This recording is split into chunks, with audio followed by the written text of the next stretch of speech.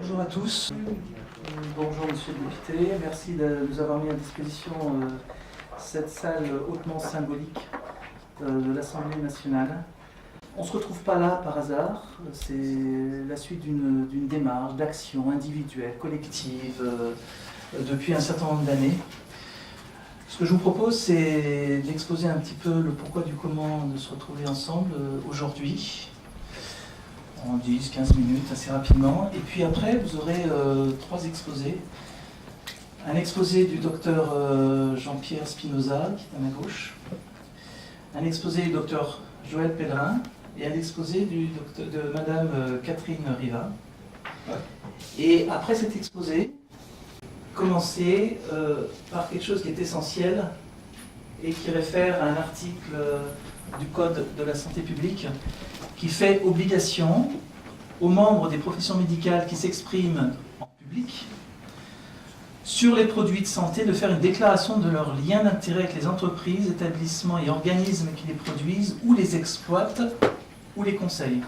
Une déclaration de conflit d'intérêt, c'est pas simplement vous avez des conflits d'intérêt, oui, non. Je pense que ça mérite une petite explication et c'est sur le modèle de ce qui se passe à l'AFSAPS et la Haute Autorité de Santé. Alors avez-vous, dans les 5 dernières années, reçu pour vous ou pour une association que vous animez, une rémunération, quelle qu'elle soit, salaire, honoraire, rémunération boursière, ou un avantage financier ou en nature, cadeaux, frais de déplacement, frais de congrès, matériel médical ou informatique, ou détenez-vous des participations financières, actions, obligations, de la part d'un organisme privé, industriel ou commercial qui pourrait tirer profit ou désavantage de votre prise de position et ou des documents que vous avez fournis. On demande à la personne de s'exprimer, oui ou non.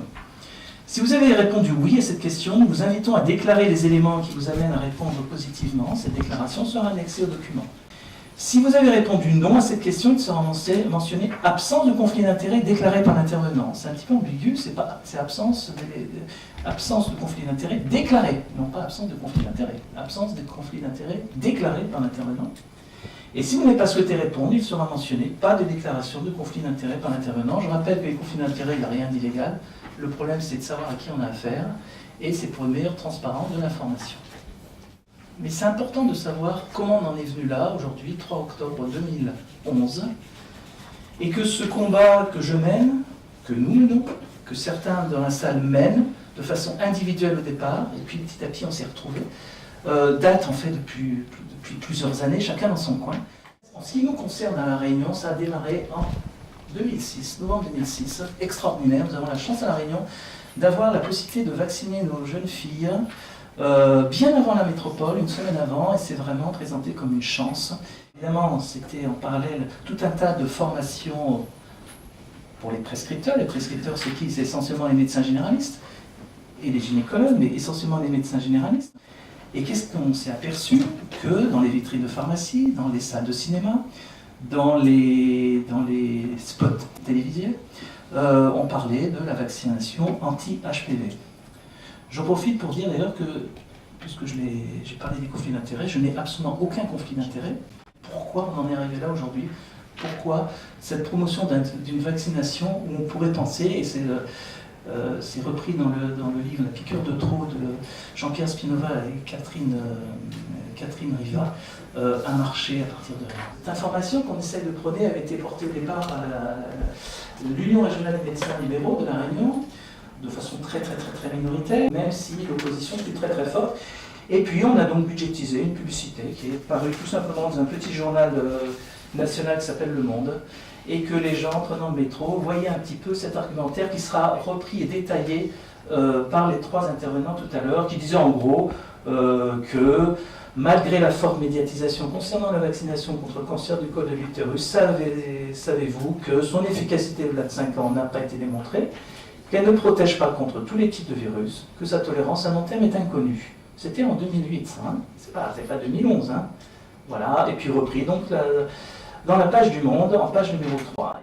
Que lit la population? Il lit les médias, lisent des journaux grand public. Qui dit vrai finalement? Ce sont les autorités sanitaires, c'est le laboratoire. Et puis dans le national. Alors le national des médecins, c'est très intéressant, c'est un courrier qui date du 1er octobre 2008. Qu'est-ce qu'ils disent à la fin? Je vais vous le lire. La campagne publicitaire de ce vaccin a été lancée par les pouvoirs publics et il semble aujourd'hui difficile d'effectuer un retour en arrière. Ça veut dire quoi quand on lit entre les lignes? Qu'il y avait finalement un réel malaise, mais que la machine est lancée et qu'on ne pouvait plus l'arrêter. Ça date de octobre 2008.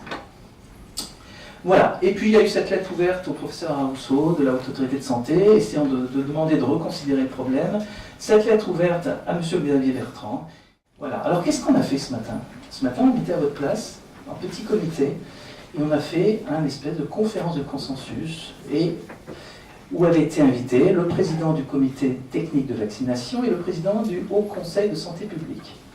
Ils n'ont pas daigné venir. Par contre, ce matin, était présent le docteur Salle, directeur de l'évaluation économique de la HAS, la Haute Autorité de Santé. Un tout petit rappel que c'est que le cancer du col quand même. Il y a un certain nombre de virus qui induisent ce cancer du col. C'est le 8e cancer de la femme de moins de 40 ans. Il y a une incidence aux alentours de 3000 et vous verrez que l'INCa, l'Institut National du Cancer, a fait une projection qui a été publiée il y a quelques semaines et on est un petit peu moins de maintenant 3000 cancers pour 2011 avec moins de 1000 décès puisque la projection pour 2011 c'est 800 décès, évidemment 800 décès de beaucoup trop. Au cours de leur vie, plus de 80% des femmes vont rencontrer de l'HPV, qu'il y en a énormément de sortes de HPV, 40 types à peu près, 30% dans l'année qui suit les premiers rapports, mais que presque toutes l'élimineront dans les 2 ans suivant l'infection. Quand l'HPV persiste, il peut générer des états précancéreux qui peuvent effectivement évoluer jusqu'au cancer. Le rapport de l'INCa, et vous voyez que les courbes, aussi bien de l'incidence que de la mortalité, baissent depuis des années et des années, bien avant la mise en place de la vaccination. On est là aujourd'hui dans une démarche, on n'est pas des anti-vaccinales, on n'est pas anti-labo, on n'est pas tout ce que vous voudrez, je suis et nous sommes dans une démarche qualité avec la route d'Enning, le DPCA, qui est un outil de la qualité au niveau de la HAS, qui incite à toujours revoir ce qu'on fait, etc., et progresser, c'est la roue de la qualité.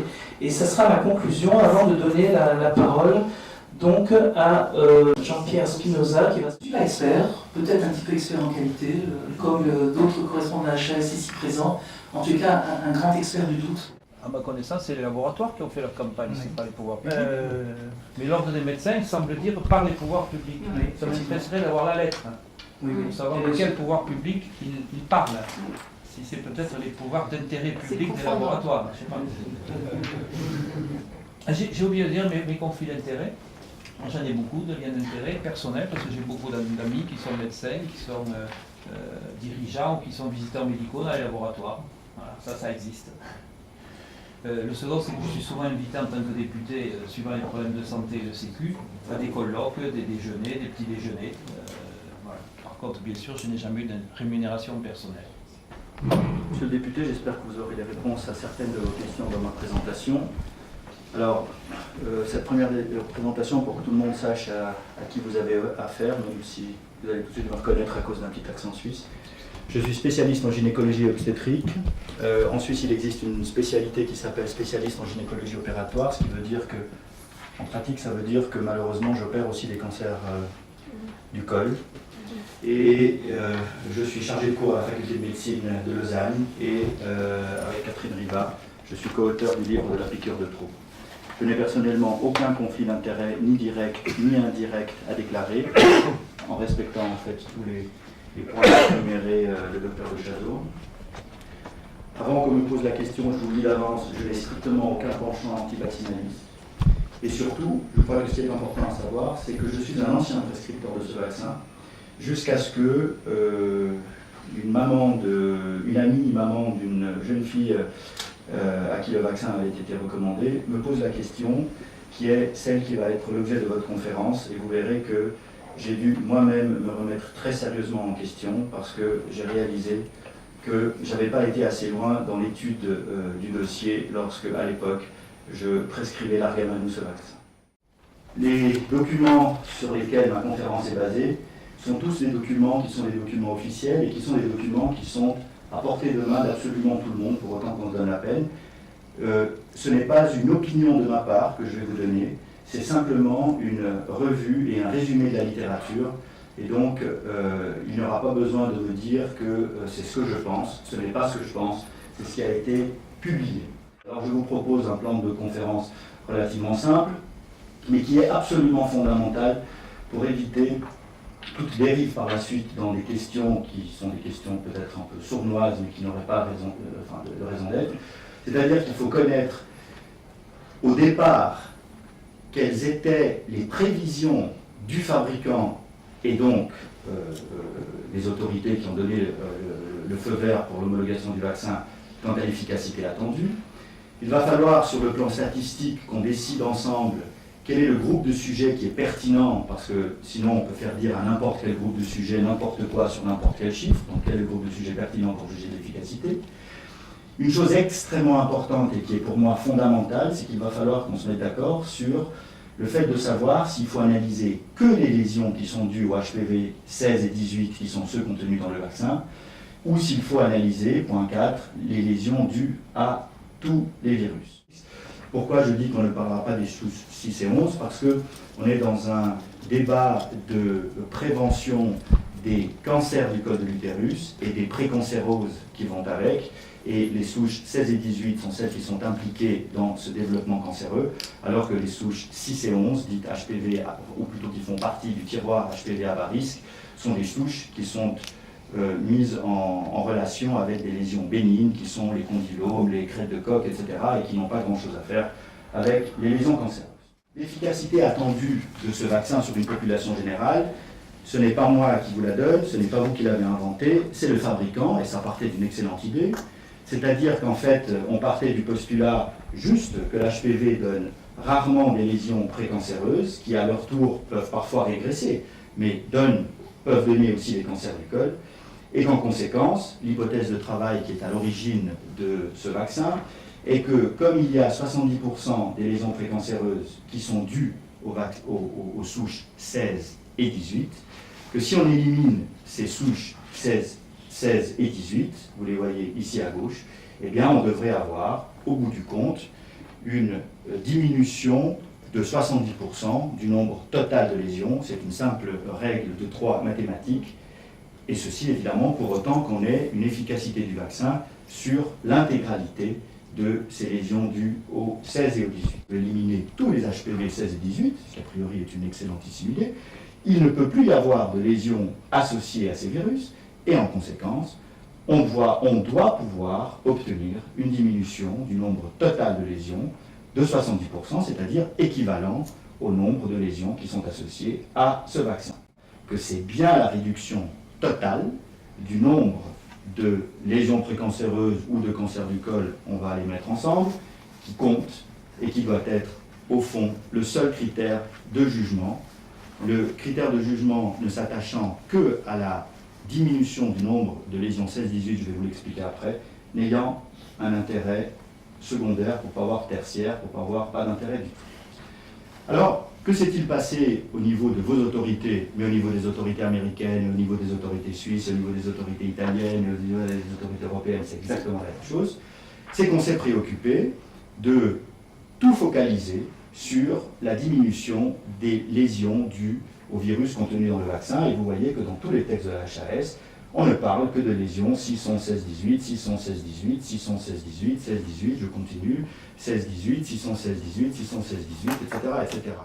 Et en conséquence, je répète, si on arrive à éliminer ça, et qu'il ne reste que les lésions dues aux autres virus, alors on a gagné la bataille, en tout cas en partie, parce qu'on a pu éliminer 70% des lésions précancéreuses et des cancers du col. Voilà un tableau que nous avons compilé avec Catherine Riva et qui vous montre ici les études qui sont les études randomisées prospectives de phase 3 qui sont les seules qui ont au plan statistique la possibilité de dire oui c'est efficace ou non l'efficacité n'a pas été démontrée.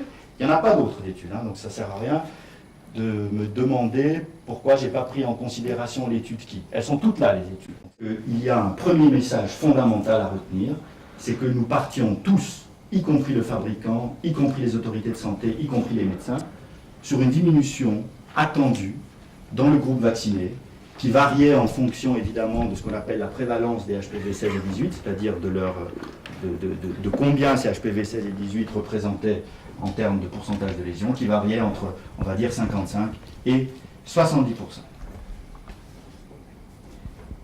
C'est donc le nombre total de lésions dues à tous les virus qui nous importe. Ont été faites 4 études randomisées ayant enrôlé 20 000 sujets en tout. Voilà les 4 études randomisées. Elles portent des numéros. Il y a la 5, la 7, la 13 et la 15. Pour les spécialistes, la 13 c'est la future 1, la 15 c'est la future 2. Qu'est-ce qu'une randomisation? Qu'est-ce qu'un tirage au sort? Je m'excuse pour les éventuels confrères qui sont là, mais c'est surtout pour les journalistes. Vous avez bien compris que quand on demande à des gens de participer à une étude, on aura de tout dedans.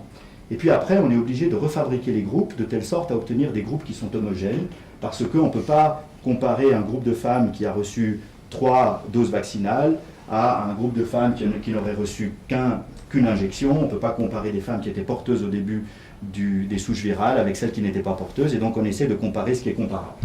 Et quand on essaie de comparer ce qui est comparable, mais ça c'est valable absolument pour toutes les études faites en médecine, c'est pas seulement pour le Gardasil, on obtient 2 grands groupes.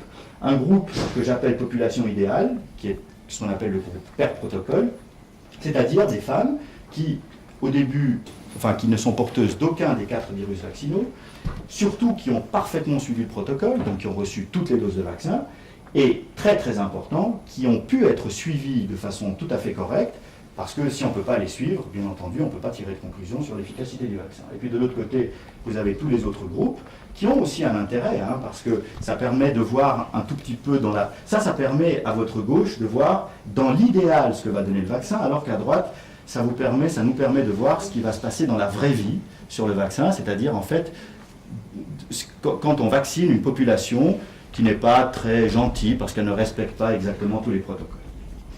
Et pourquoi est-ce que ça a une importance? Parce que le présupposé au départ, l'hypothèse de départ, mais qui est juste, c'est de dire Gardasil n'est pas un vaccin qui va soigner, Gardasil est un vaccin qui va prévenir, et donc il ne faut pas être surpris de trouver une efficacité diminuée si on vaccine des filles qui sont déjà porteuses du vaccin. Le vaccin n'est pas prévu pour ça.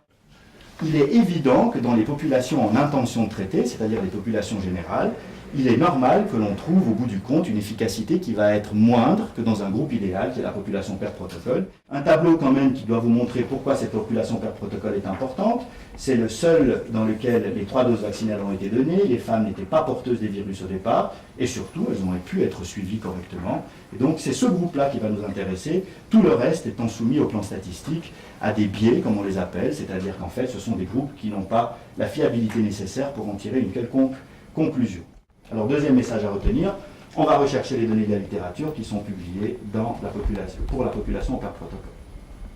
Et enfin, alors là je boucle la boucle, comment est-ce qu'on va confirmer que ce modèle sans inflation des autres HPV est le bon? Eh bien, c'est très simple. Si on arrive à diminuer ça, je vous ai déjà montré la diapositive avant, le vaccin est utile. Voilà le scénario idéal auquel nous aimerions tous assister. Par contre, si le scénario c'est celui-là, eh bien, vous comprenez bien qu'on a beau diminuer les virus 16 et 18, on a beau les anéantir, ça n'aura servi en termes de prévention, en termes de santé publique et en termes aussi d'information vis-à-vis de nos jeunes patientes, à rien du tout, parce que ce qu'on aura gagné d'un côté, on l'aura perdu de l'autre, et donc le vaccin est inutile. Cette dernière diapo avec les ronds qui augmentent et qui diminuent, eh bien, à nouveau, c'est moi qui vous les fabriquer, mais vous verrez dans les papiers officiels qui sont donnés par les autorités qu'ils se sont penchés sur cette problématique. D'ailleurs, ils le disent.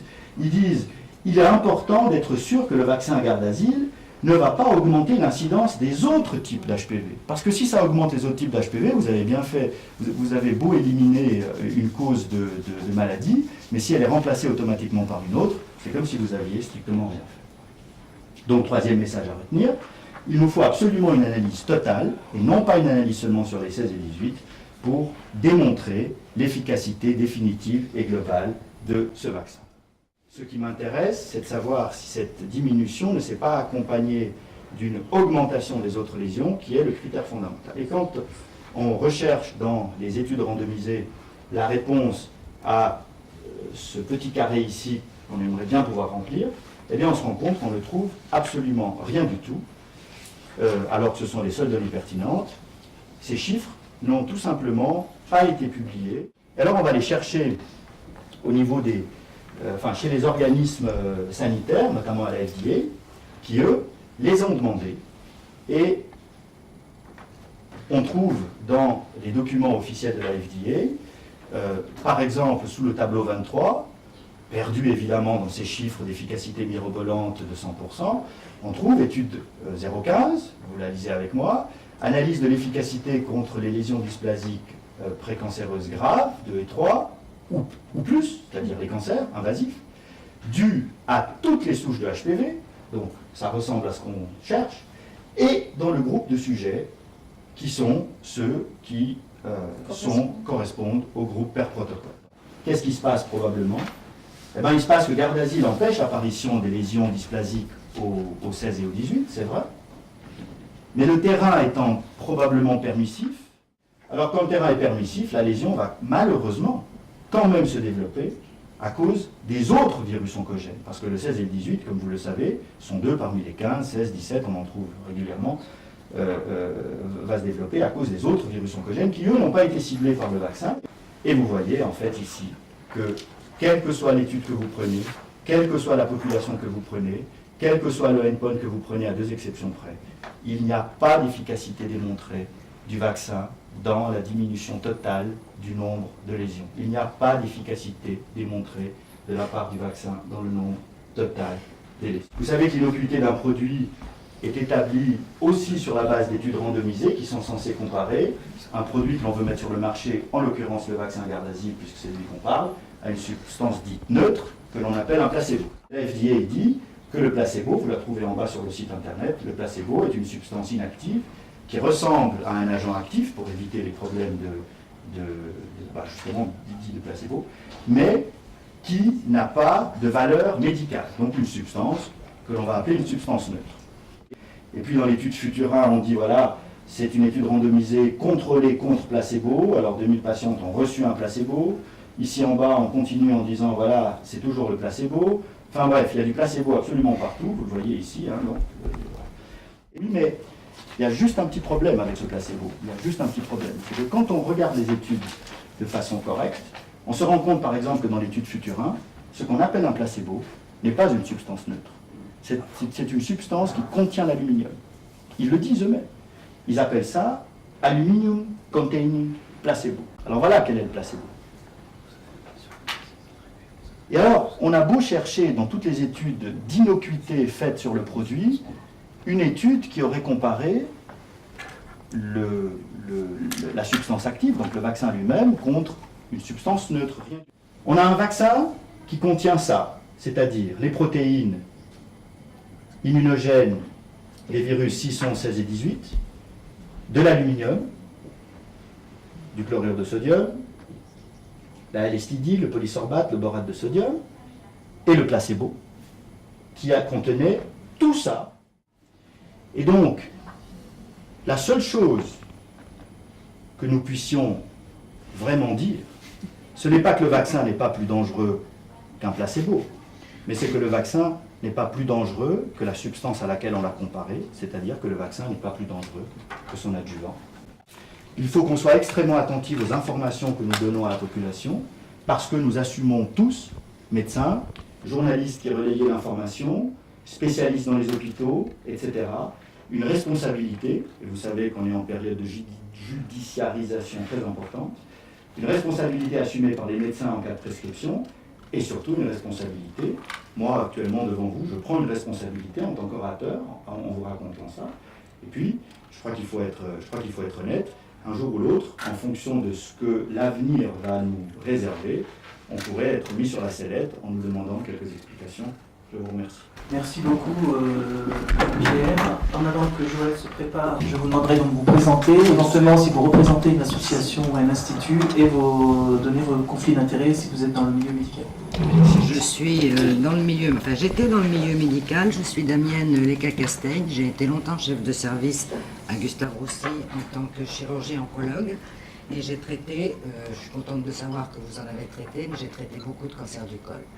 Ce que je ne comprends pas dans votre donnée, c'est ce qui vous a pris contre ce vaccin, qu'on soit un peu contre la pub qui a été faite par les laboratoires, je suis d'accord.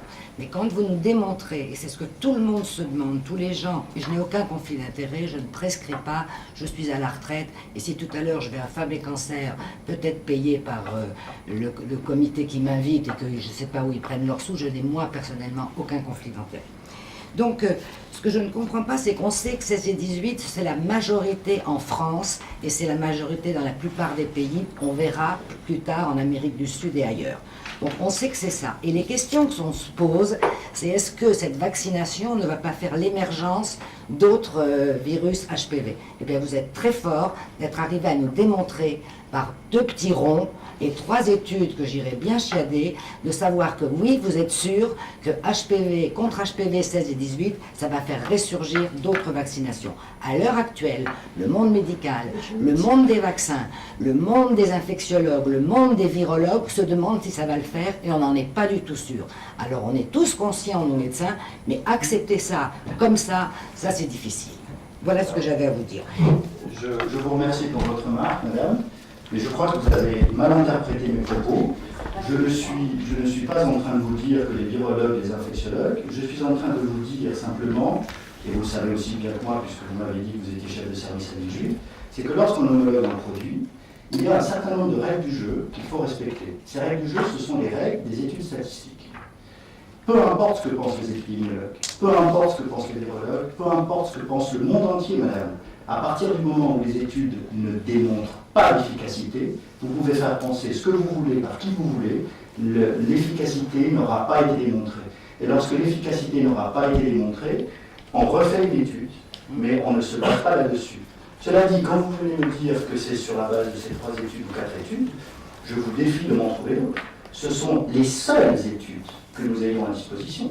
Ce sont les 3 études randomisées prospectives, il n'y en a pas d'autres. Ce sont sur ces chiffres-là que les autorisations de mise sur le marché ont été données. Donc en fait, on est en train de discuter exactement sur la même base, vous, moi, les virologues, les épidémiologues. Ce document, je vous l'envoie très volontiers. Ah, très volontiers. Très volontiers, mais je suis surpris que vous ne le connaissiez pas. Si détaillé que ça et démontrant que le vaccin n'a pas d'intérêt sur les lésions précancéreuses et les lésions dues à tous les virus, ça je ne peux pas l'admettre sur 2 diapos comme ça, donc je veux bien que vous me l'envoyiez et je veux bien qu'on en reparle tous ensemble. Madame, mais excusez-moi. Mais je peux me tromper. Madame, excusez-moi, je comprends parfaitement que vous ne puissiez pas l'admettre. D'ailleurs, je vais vous l'envoyer par courtoisie. Mais ce que je ne comprends pas, c'est qu'en tant qu'experte à vie juif, vous ne connaissiez pas ces résultats. Mais si on les connaissait, mais enfin... Si vous les connaissez, pourquoi vous me posez la question? Non, c'est facile de polémiquer. Vous les connaissez, vous êtes seul à... Vous voulez refaire les études. Vous m'envoyez, on en discute. Ça n'a pas d'importance. Moi, je sais que 16 et... Attendez. Je sais quand même qu'on peut dire que sur 16 et 18, la vaccination a démontré l'efficacité. Alors, vous me cherchez. Ok. C'est à voir si ces 2 petites diapos avec tout virus confondu est vraiment vrai et si elle va ressortir encore plus longtemps. C'est tout. Ça, si vous avez ça... C'est un volet sur la débat. On va... Dr Pellerin est prêt.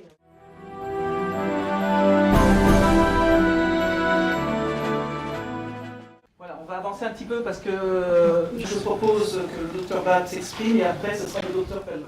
À ce moment de notre débat, moi je ne connais pas le docteur Spinoza, je le rencontre aujourd'hui, mais je connais le docteur de Chazourne.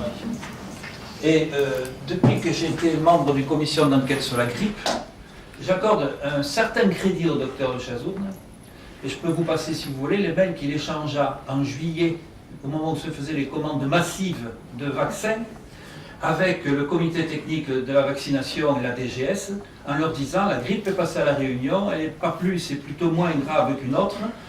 On veut, en plus, elle est déjà passée, on veut encore nous vacciner la population. Ne sommes pas dans le délire du tout vaccin. Donc, à partir de là, j'accorde un crédit au docteur de Chazourne. La première chose, c'est que vous trouverez au journal officiel du 2 octobre 2010 un arrêté de l'AFSAPS qui, pour une fois, agit en interdisant une publicité pour le Gardasil, parce que dans cette publicité, il était indiqué que c'était un vaccin contre le cancer du col de l'utérus. Alors si l'AFSAPS le disait en octobre 2010, c'est que quand même ça doit avoir une certaine réalité. Voilà, merci. Donc la parole au docteur Pellerin. Oui, bonjour. Je m'appelle Joël Pellerin, je suis médecin généraliste à La Réunion. Je n'ai aucun conflit d'intérêt, je suis simplement généraliste, avec une petite nuance, c'est que pendant longtemps, j'étais en fait docteur ingénieur chimiste. Par lignée familiale, parce que dans ma famille, tout le monde faisait ingénieur, j'ai fait ingénieur, mais je voulais faire médecin et j'ai fait médecin plus tard. Ça fait donc plus de 20 ans que je suis installé à La Réunion. Et je garde de mon premier métier, j'étais enseignant-chercheur, j'aime bien regarder un petit peu quand il y a de nouveaux médicaments, si ce médicament peut présenter une efficacité normale. Et j'ai regardé sur la fiche technique du Gardasil les études contre placebo. La première chose qu'on fait pour un médicament, c'est études contre placebo. Ben zut, les études contre placebo n'existent pas. Du moins, ne sont pas sur la fiche. On dit, c'est quand même pas possible. On met en vente un médicament, il n'y a pas d'études contre placebo pour le groupe per protocole, pour le groupe idéal. Donc je passe des nuits à chercher, je tombe sur exactement, évidemment, les mêmes textes de la FDA que par le docteur Spinoza, les mêmes tableaux, les mêmes choses. J'en parle de Philippe de Chazourne, et donc je me retrouve là. Il faut bien voir si je me retrouve là, c'est pas parce que je suis anti-vaccin, et que je cherchais simplement une justification sur l'efficacité du vaccin dans le bon groupe d'études contre placebo. Les chiffres pour l'Europe, on a étudié 2364 cancers. Parmi eux, il y en a 2058, soit 87% qui contiennent des HPV. Donc c'est plus 100%. Sur ceux qui contiennent des HPV, sur 2058, il y a effectivement 66% du sérotype 16 et 7% du sérotype 18. Mais ramené à l'ensemble des cancers, le HPV 16 représente 57% et le 18, 6%. Ce qui fait au total 63. Si je fais un petit dessin, tout ça, c'est l'ensemble des cancers du col qu'on a étudiés, c'est des femmes qui les avaient. Ça, c'est l'ensemble de ceux qui contiennent des HPV. Et ça, c'est ceux qui sont 16 et 18. Ils ne représentent donc que 63% des cancers en Europe. Alors, une des conséquences dont on parle peu, c'est le faux sentiment de protection. Que se vacciner, c'est se protéger. Or, une majorité de femmes pensent que la pratique des frottis est inutile après vaccination. Un cancer qui est traître, parce que pendant très longtemps, il ne donne aucun signe clinique.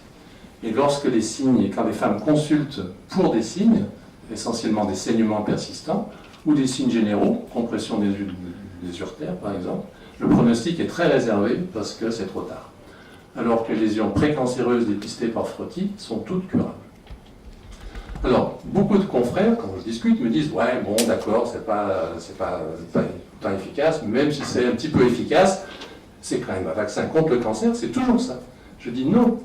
Non, parce que toutes ces femmes qui se croient protégées et qui ne feront pas de frottis, parce qu'une majorité d'entre elles pensent qu'elles sont protégées, même si on fait toutes les campagnes possibles et imaginables, il faudrait les faire pendant 15 ans, 20 ans, on ne fera pas des campagnes pendant 20 ans pour « Mesdames, vous avez été vaccinées, faites-vous faire des frottis quand même ». Elles sont vaccinées, elles se croient protégées. Se croyant protégées, elles ne feront pas de frottis.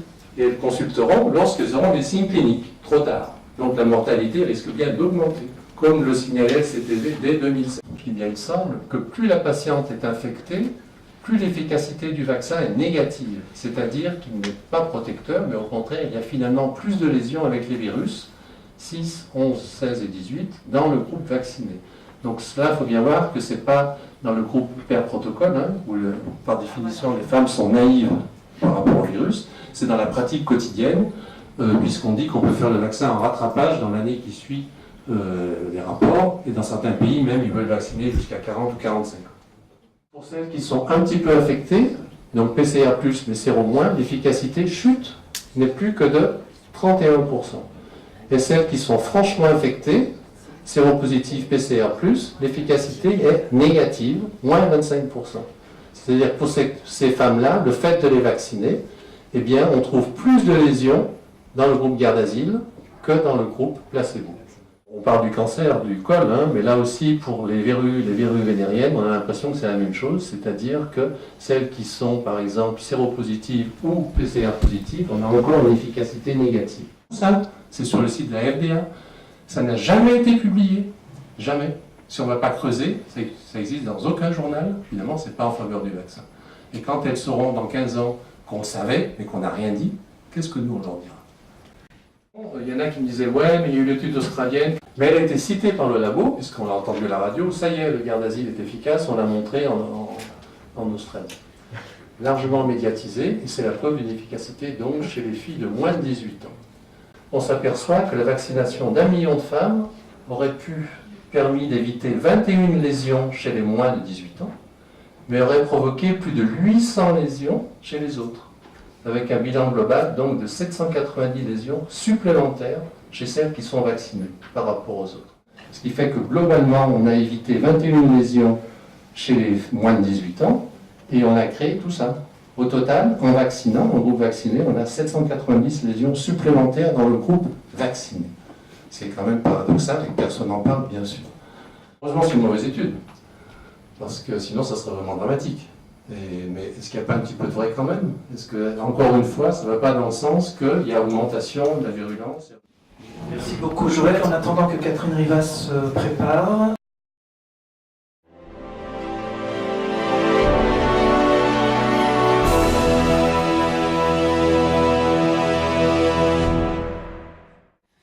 Alors, le rappel des faits.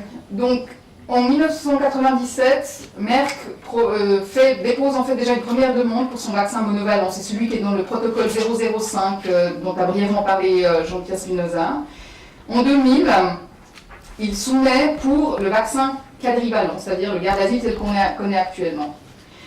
Et Merck dépose une demande, ils ont non seulement voudrait homologuer un vaccin quadrivalent, mais on veut quelque chose qui ne s'est encore jamais fait. On veut ce qu'on appelle une fast track pour ce vaccin.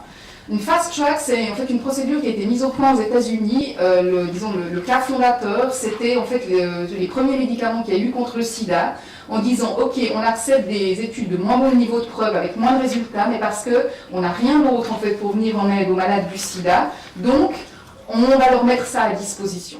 Mais aucun vaccin dans l'histoire de la médecine n'avait fait l'objet d'une fast track. Alors Merck dit pour le Gardasil, on aimerait une fast track. Et la FDA accorde la fast track et Merck lance les études de fast track. Donc on voit que ça a été très rapide. En 2002, on lance les études de fast track qui, je rappelle, sont les seules études qui permettent de conclure à l'efficacité d'un traitement. En 2006, le VRPBAC se réunit, vote, accorde et décide en fait d'accorder, que l'AMM mérite d'être accordée.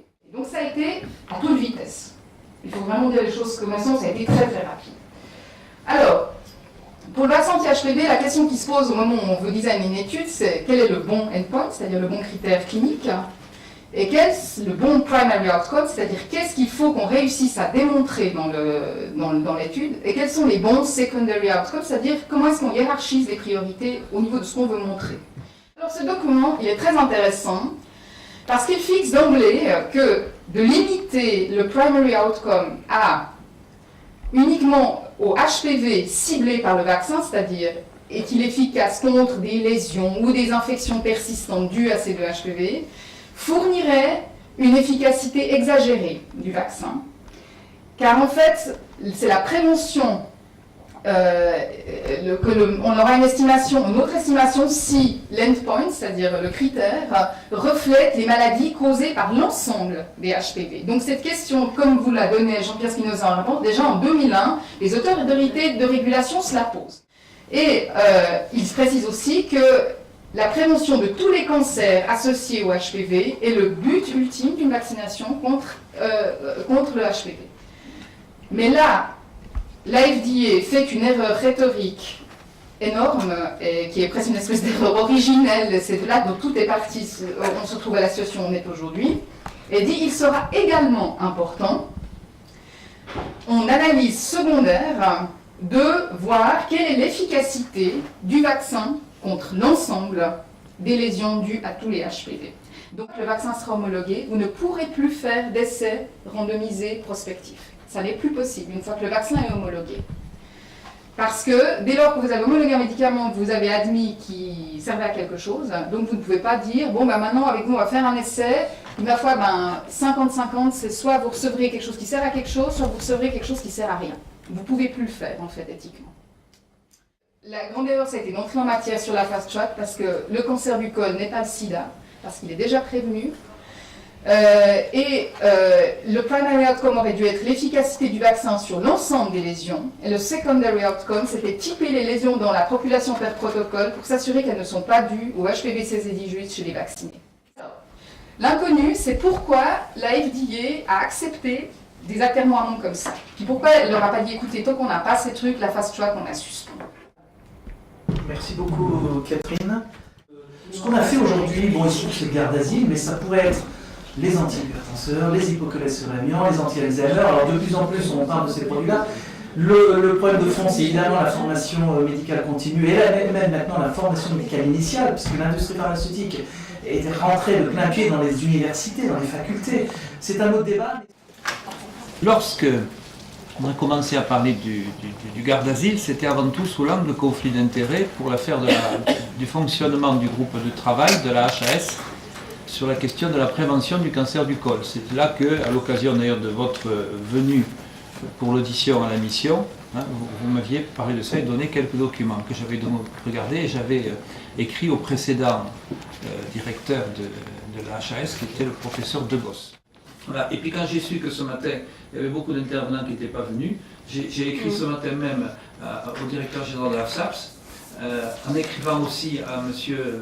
Van Rockeghem, qui est le directeur général de l'UNCAM, en lui demandant la même chose que j'avais demandé pour le Mediator, c'est-à-dire de faire une étude pharmaco-épidémiologique. Maintenant, il y a suffisamment de cohortes pour voir ce que sont devenues ces personnes en matière de risque.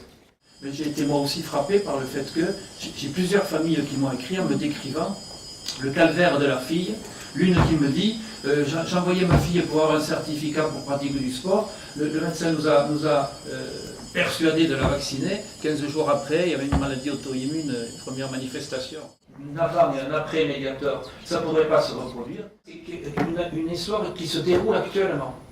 Et on s'aperçoit que les alertes, que les œils critiques, que les critiques sur les conflits d'intérêts, que tout ce qui a les intérêts commerciaux, tout ce qui a fait que pendant des années et des années le Mediator aussi est resté sur le marché, mais en matière de vaccination, ça changera bien. Je vous remercie beaucoup d'être venu. Je voudrais donner une petite précision, c'est que j'ai invité le laboratoire Sanofi à être présent, par lettre recommandée. Ils ont accusé réception, aucune nouvelle. Donc, le laboratoire Sanofi a estimé qu'il n'était pas utile qu'il vienne à notre réunion de cet après-midi. Voilà. On a travaillé en fait avant tout sur le Gardasil. Les études de phase 3 concernant le Cervarix ont été, dans les études Patricia, n'ont été publiées que, je crois, 6 mois, non, même moins, 4 mois en fait, avant qu'on ait le délai de révision du livre. Donc c'est vrai qu'on a beaucoup étudié le Gardasil, on a très peu étudié le Cervarix, et c'est vrai que toutes les données qu'on vous a présentées aujourd'hui, elles se réfèrent au Gardasil, donc aux produits de Sanofi. Donc c'est vrai qu'en fait on n'avait pas, c'est prioritairement de ce vaccin-là qu'on a parlé, aussi parce qu'en fait c'est lui qui a inauguré toute cette nouvelle manière de faire de la vaccination un potentiel à blockbusters. En fait ça c'est vraiment quelque chose qui a été innové avec le Gardasil. Avant le Gardasil, la vaccination ça rapportait pas un clou, c'était le parent pauvre de la recherche et développement. Donc c'est la première fois en fait que un vaccin rapporte à son fabricant passer $1 milliard par année. Voilà, c'est pour ça qu'en fait sur Cervarix en fait on aurait assez peu de choses à dire, hein, mais il y a des points problématiques aussi. Il y a un nouveau type d'adjuvant, il y a des choses qu'ont relevé des revues indépendantes comme Arsin et Telegram concernant la conduite des études. Donc voilà, enfin, c'est pour cette raison que Philippe de Chazon avait décidé s'il fallait faire représenter les fabricants, qu'on se limiterait à Sanofi Pasteur.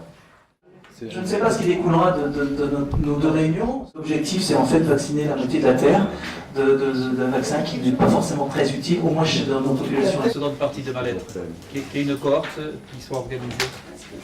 Même si on a décrié, moi-même et le docteur Philippe de Chazourne, la recommandation sur le dépistage du cancer du col utérin, parce que c'était surtout à cause des conflits d'intérêts.